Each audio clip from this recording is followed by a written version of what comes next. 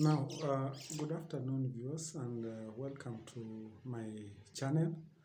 I want to assure you that going forward, I'm going to be airing some discussions on political matters that are affecting our country as we move on. We understand that politics exist in day-to-day activity of humankind, and there is no way we can deviate or we can draw a line that separates politics from our day-to-day activity.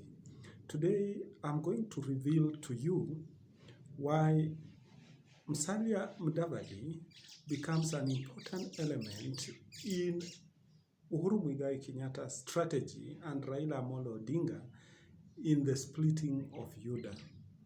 I want to make it clear here that for those who don't know, should be aware from today that Musalia Mudavadi is a mole that had been sent by Uhuru Muigai Kenyatta and Raila Amolo Odinga to scatter or split the vote on the advantage or for the advantage.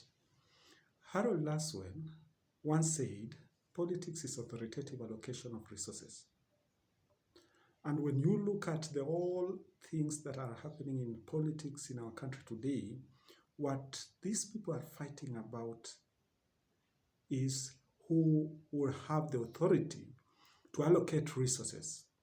Remember, one of the crucial issues that emerged at one time was the formula to be applied in allocation of funds. And Ruto and his brigade were opposed to this formula completely, not knowing that one day Uhuru Kenyatta and Raila Amolo Odinga would come again in a different way. And therefore, I want to say this, that Musalia Mudavadi move is a tactical move meant to change the wave in the political field in the country today. Why am I saying so? In politics, they say nothing happens as a coincidence. Everything is well planned, well scripted and masterminded, and well executed. If you look at Mudavadi keenly, you'll realize that he carefully read his speech during the NDC, the National Delegate Conference meeting, so that he may not be quoted wrongly. If you listen to him keenly, you realize that he read his speech very carefully to avoid a situation where somebody may misread some of the information that he was presenting. However, there is one statement that Musalia Mudavadi made, and if you listen to his speech keenly, you'll come to realize that that was where the target of the event was.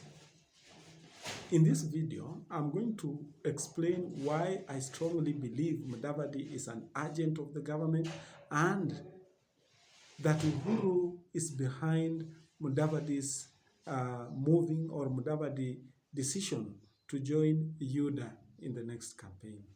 But before I do that, I would like to request each and everyone who is watching this video, of course this is our first video, to like our video and then subscribe so that anytime we are airing such information, you are able to get it on time and get to understand the politics of our country. You can also like the video so that you can support us in the process of discussing our political direction.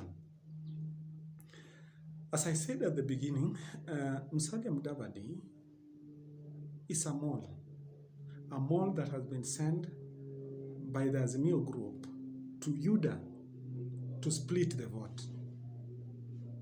Why am I saying so? Number one, the body language. Mudavadi's body language captured by various media houses and journalists clearly indicate that Mudavadi is not in good books with Raila.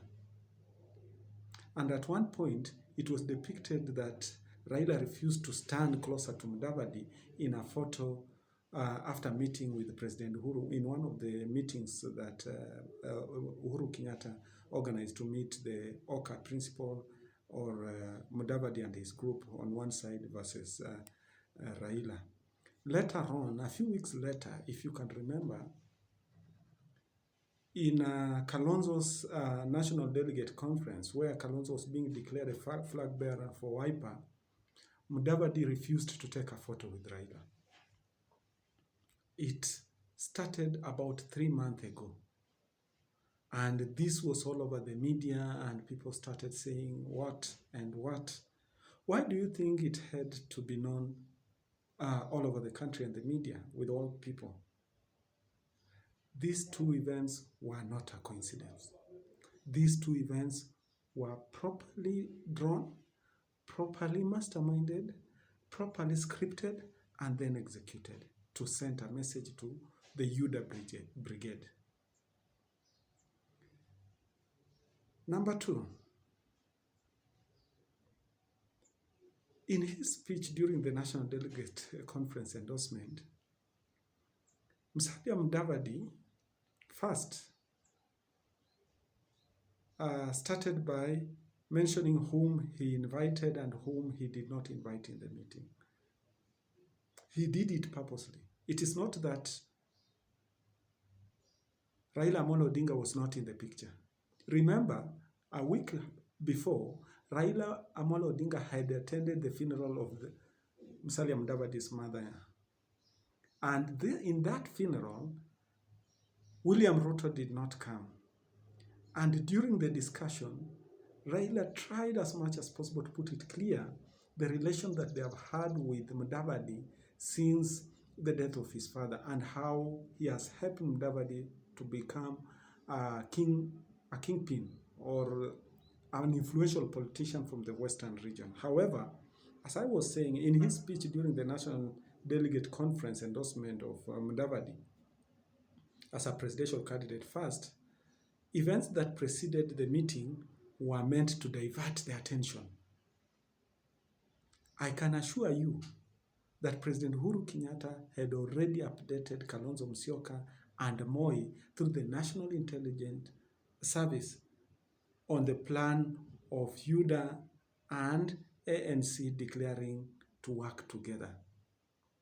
There was a letter that was in circulation, and most of the people did not approve that letter, and they were saying this was a political propaganda and so on and so forth. At the end of the day, it came to pass, and people went silent. It never happened as a coincidence. It was well planned, well scripted, and masterminded.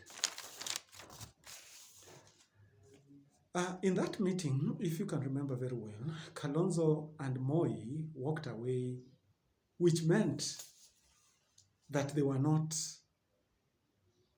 in agreement with what Mudavadi decided to do. However, this was not the case. They knew from the beginning that Mudavadi is going to work with Ruto. But in order to show Ruto that there is nothing that had been planned, they had to walk into the meeting, pretend to have known during the meeting that William Ruto is coming to the meeting, and then choose to walk out. So that members of UDA or the UDA brigade may not suspect that Kalonzo and Moi were angered by Mudavadi's betrayal. But in real sense, it was well planned, well masterminded, and executed. Number four. When you listen to Mudavadi's speech, at one point, if you can get a copy of that video or that clip, at one point, Mudavadi somewhere says he's going to gather and scatter. That are the words that Mudavadi used. He's going to gather and scatter. For those who are keen will realize at that point, Mudavadi paused. He paused a little bit. Mudavadi factor, in short, was to help Uhuru to scatter Ruto's camp. Mudavadi is being used here to ensure that Ruto's camp is scattered, especially in Mount Kenya vote, because this is where Ruto is banking to get more vote. This is because Mudavadi will start pushing for running mate position. And in fact, just a few days ago, if you read the headlines on the newspaper, Mudavadi was saying that Ruto is not the automatic candidate for UDA.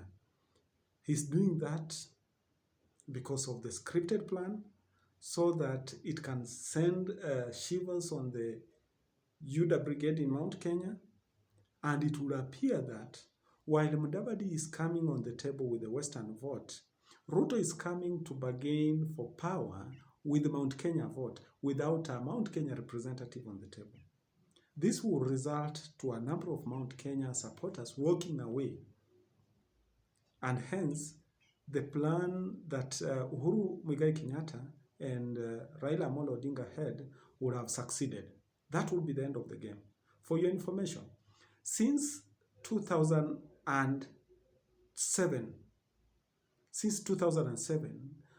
Raila Amolo Odinga has always scored 44%. In 2007, Raila Amolo Odinga scored 44%. In 2013, Raila Amolo Odinga scored 44% of the total vote cast. In 2017, Raila Amolo Odinga scored 44% of the total votes casted.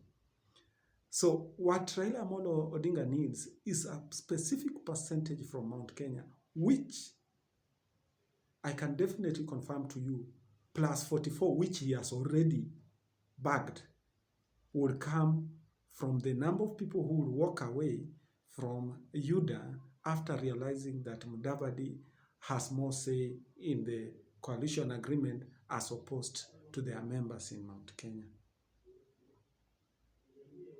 So as a result of this, Mudavadi here was used to act as the devil advocate, if I may use a light term, for lack of a better word to use.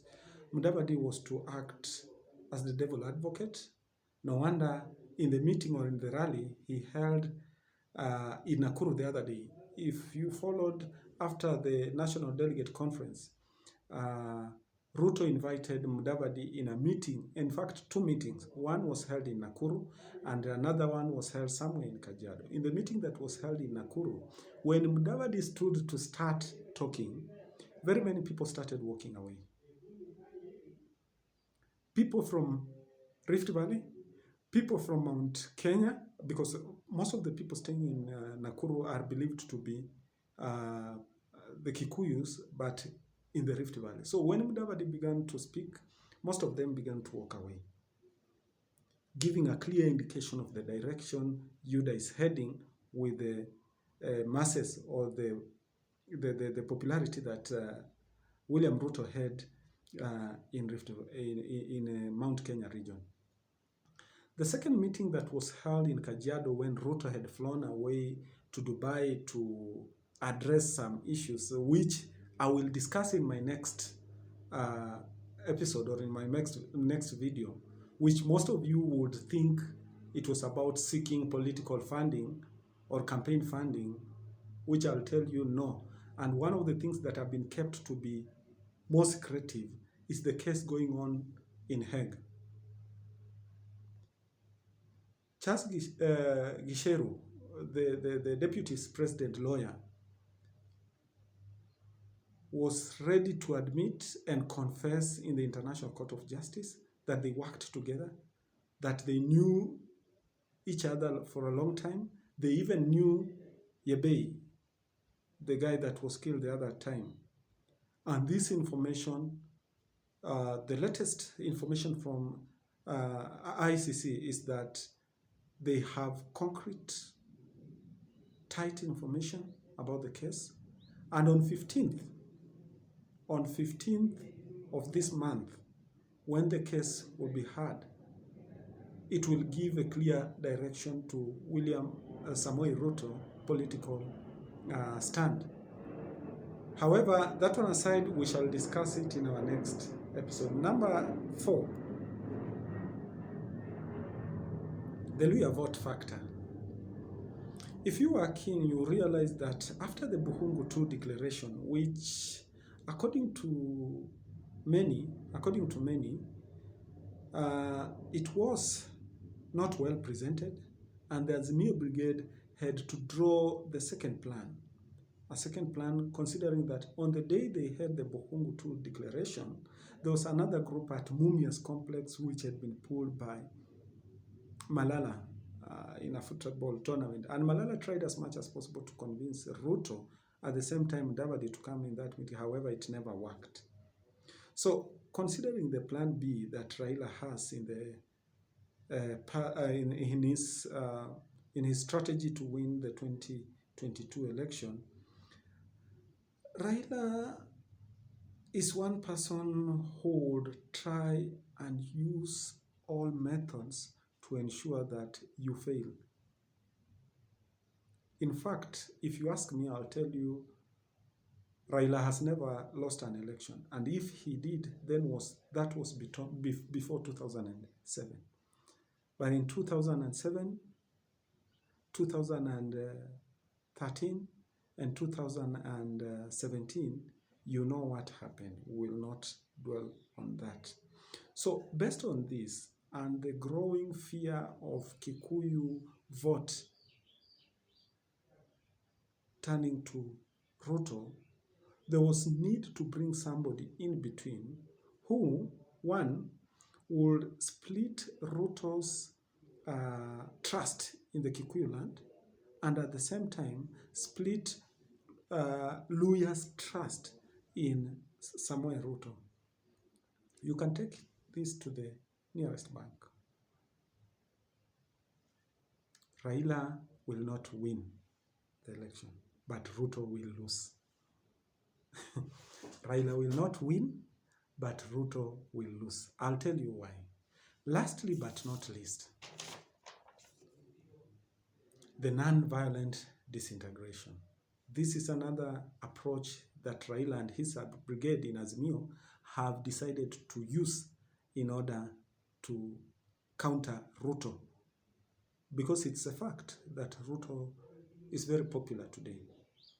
And the best way to fight Ruto is to find all means that can disintegrate his group, but at the same time ensure that they are not violent means. Uhuru Muigai Kenyatta had resolved to non-violent ways to win the 2022 general election. These non-violent means includes, one, constitutional changes through parliament, and one of those constitutional changes is to ensure that there is no party hopping, because the parties have only been used as a vehicle towards getting political power. So the constitutional changes, or the party bill that was discussed the other time and later on passed up to very late at night with a lot of activities going on, I think you saw them, were one of the formula that Uhuru Muigai Kenyatta knew that once party elections are done, then there's no room for somebody to hop from one party to the other. Number two,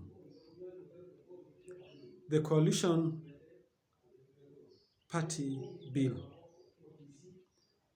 It is true that it has been and it will remain difficult to sell one Raila Amolo Odinga in Mount Kenya. However, there are very many ways this can be done. One of the ways is to create a bigger coalition which will allow individuals to contest for political office in their independent parties, either as individual or independent candidate, or candidates of a particular party aligned or affiliated to Azimio, and that allowing voters to choose their member of parliament or the member of county assembly based on their track record, and at the same time choose the presidential candidate based on the political will.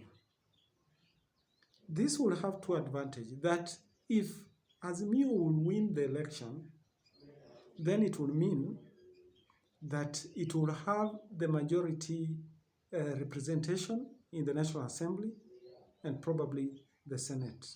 However, they may not have the say as much as they may have the majority. Why am I saying this?